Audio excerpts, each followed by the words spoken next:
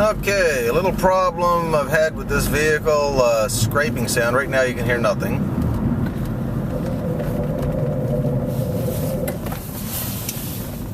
Hopefully you caught the sound there when I hit the brakes, and it sounds like it's coming from the rear of the vehicle. I'll just do it again here. Unfortunately, I'm on a dirt road.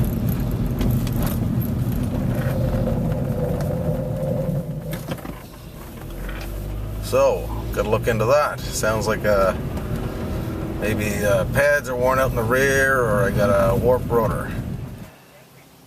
Okay, so today we're trying to find out what the scraping noise is that I heard when I was hitting the brakes. Sounds like it's coming from the rear wheel, I suspect on the passenger side.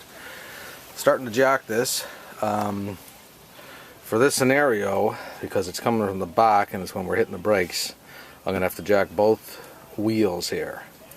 The total rear of the vehicle, and I can't put the emergency brake on because I'm going to spin them. So you want to be real careful, think about what you're doing here if you're jacking both sides of the vehicle without the emergency brake on. So the front of the vehicle, I got blocks made for this type of thing, and the other wheel is blocked also. The vehicle's in park, so be very diligent about what you're doing here. I got the jack. I've started to jack it, and you can't see it from here, but I have blocks that I'm ready to put in once I actually have this jacked even enough to spin that wheel. So I'm going to put a block, just find a spot underneath it somewhere. I usually put it under the coil spring in that area where you're not going to damage the vehicle. But I always say the most important thing is that if the picture of the vehicle falling, as long as it's not falling on some body part of your own, then it's not really that critical. So, but you obviously don't want to damage the vehicle. But the big thing is you don't want to fall on you when you're working around it. Okay, scratch that last comment about having to jack both sides of the vehicle. I don't know what I was thinking of. Must need more coffee or something, because working around the rear of the vehicle is a front wheel drive vehicle, so the transmission isn't going to be keeping these wheels from turning. But anyway, kind of works out good in a way for this video because I can compare. You see, as I turn that, a bit of resistance, and you can hear that scraping noise. Now we'll go over the other side here. This, by the way, is my winter beater 1996 Honda van. Now notice I spin that side. No resistance and no noise. So we got the problem is on the passenger side. We'll have a look and see what's going on. Okay, so I have an impact wrench here, so I can remove these wheel nuts without lowering the vehicle. But if you don't, then just lower the vehicle enough to get the weight back onto the wheel, so that when you loosen off your nuts, the wheel's not going to be spinning. And also, when you lower the vehicle to loosen these nuts off, it's just enough to unseize them. So you only have to go like one turn of the nut or something, then you can raise it back up and loosen the nuts off all the way. You don't have to loosen them off very much, just enough to make sure that they're not seized up. Once you do that, you can jack the vehicle back up and get it so that the wheel is spinning again. Okay, so found the problem. No real surprise. I figured the rotor or the pads were worn. Rotor looks in good shape. Not really worn. The only surprise is here's the pad down here where my screwdriver is, and it's actually totally worn off, which surprises me because I wasn't getting a squeak, which I should have been. There's a sensor on these to make a squeaking noise. But here's an old pad that I just happened to drag out, and you see that how much pad is left there. There's the metal part that the pad material actually bonds to, but if you look at this one, it's actually completely worn, so that's pretty obviously the problem. Okay, so this is the driver's side wheel. This is what we really should be seeing here. This pad is not worn at all, and this is the one that spins freely. See? See, I'm going to spin that in my hand nice and pretty. So what I'm going to be doing is obviously going to change the pads but I'll be watching that passenger side. I'll hold down the brakes and I get to see if it's spinning and releasing, because now I'm wondering if maybe a caliper is not sticking or something like that. Why did that passenger side brake pad wear so harsh when this one didn't? So anyway, we'll have to change those pads out. Okay, so because of the fact that the brake pads are totally worn out on the passenger side and not really worn at all on the driver's side, I'm just going to do a little basic troubleshooting here. Going to get my son to hit the brake right about now. Okay, hit the brake. Okay, so he's got that on, and now I can't turn it. So it's operating properly. I'm just going to go around to the driver's side here.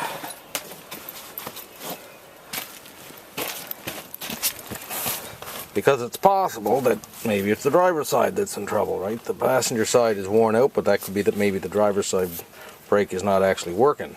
But that's not the case here, because now it's not turning. Okay, release the brake. And now it is turning. Okay, so I'm just going to go back over. Not to beat a dead horse, but just to make sure that the passenger side released, which it did. Okay, hit the brake again. And now it won't turn. Okay, so it all seems to be functioning. Okay, Adam, release it, bud. And now it's turning. So everything seems to be functioning properly. Okay, to get those new brake pads in, we're going to have to drive that pad in, and the new one's going to be a lot thicker. So the brake fluid is down. Actually, this vehicle never loses brake fluid, and I see it down a lot, and that's because of that worn pad. So anyway, take the cover off of this so that when we drive it in, drive the pad in with the C-clamp, it's not going to cause too much pressure in the master cylinder. Okay, so to get those pads of the caliper, first thing you want to do, position the C-clamp on the pad. I'm trying to point to it here. In there. I've already driven this pad in. I had to go in a lot because that one is worn so bad that the new one is going to be a lot thicker when it goes in. You can see right here how much space, how badly worn they were, because there's the caliper and here is the brake pad. So there, that should be pad, but that's all worn. When you put the C-clamp in, careful to put it. You don't really have to concern yourself with the old pad because it's toast anyway, but you got one end of it on the pad. The other end is going to be in behind the caliper. Careful here that you don't end up putting it on a brake bleeder valve right there or on the flex hose for the brake. You want it on the steel part of the caliper, which is right here. So just position that so you don't break anything in behind there. Okay, so we got to loosen off the caliper mounting bolts. There's my 14mm socket on the mounting bolt right there. Just be careful that you don't loosen off these guys.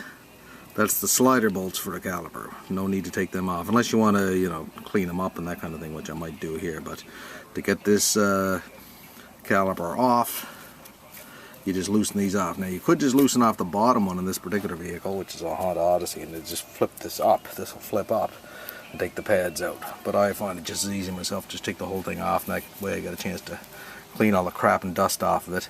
And another thing is too, I forgot to mention, give the whole thing a shot with a can of brake cleaner. That keeps the brake dust down, which apparently brake dust is pretty hazardous, so I sprayed her all over here before. Okay, so the two caliper mounting bolts have been removed, the 14mm bolts. Here's the caliper. I don't know what went on with this caliper, if it's sticking or what, but anyway, I'll be keeping an eye on this. There's the pads. You can see they are totally worn, both of them. So I'm gonna say pry them out with a screwdriver, but I may not have to. They might just kind of, okay, the bottom one I will. Pry them out. I'm gonna clean that up with okay, there's the bolts. Wire brush, clean up the dust and crap. Put on a little bit of brake lubricant there on the pads going in. Make sure everything's good and lubricated, so everything should be able to slide okay. I suspected that the slider bolts where the outside part of the caliper moves. See if I can press that in and it would hold this camera at the same time, that maybe they were gummed up, but it's not the case. You can see they can move really easy. But anyway, I'll probably give them a cleaning regardless, but that doesn't seem to be the reason this is sticking. Okay, so once everything's all cleaned up and you got your brake lubricant over your pads and whatever moving parts, place your inner pad, and that's the one that's got the one that's going in towards the vehicle side, the inside of the caliper there. That's got the sensor, the wear sensor on it. So you just take that and push it down, and probably I can't do this and hold the camera, but anyway, push it into place and then slide it down into the caliper. Okay, once your pads are in place, they should look like that. Take your caliper and you're going to place that over your rotor. Hopefully you can see that. Don't know if I'm getting that or not. Anyway, slide that into place and then mount it with your two caliper mounting bolts. Okay, two caliper mounting bolts are back onto the caliper, tightened up and ready to put the wheel on at this point. Okay, so the wheel's back on.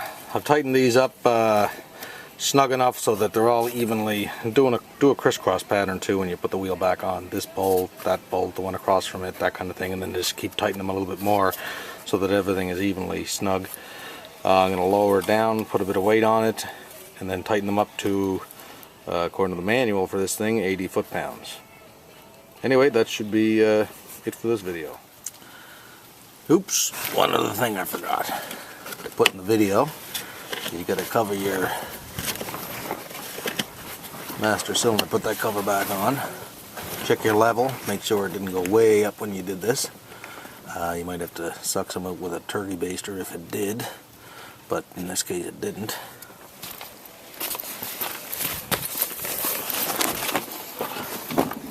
And the other thing, without getting too aggressive with your brake pedal, give it a couple of pumps, get that brake back. That'll seat those pads against the rotor. And once you start the vehicle, maybe we'll do it now.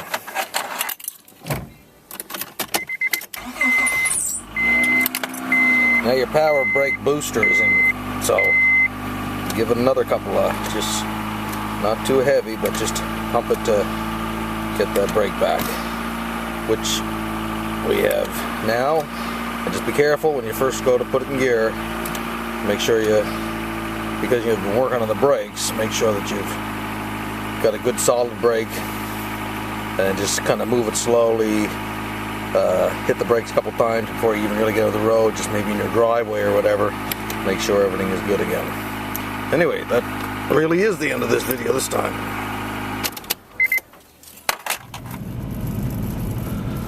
Okay, so I promise this actually, this time definitely is the end of this video, but I got my snow tires on now, which is what, when I realized that I had that scraping sound, I figured I'd put it off till I was putting my snow tires on, which I'm doing today.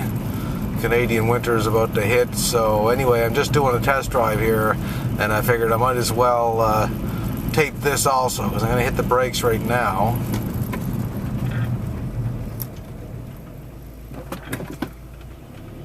And I think you could tell from that that scraping noise is gone, which was, as per the video, the fact that the brake pads had worn right down. But I'll be keeping an eye on that maybe in a month or so, or if I hear any scraping, I'll definitely be listening for scraping noises.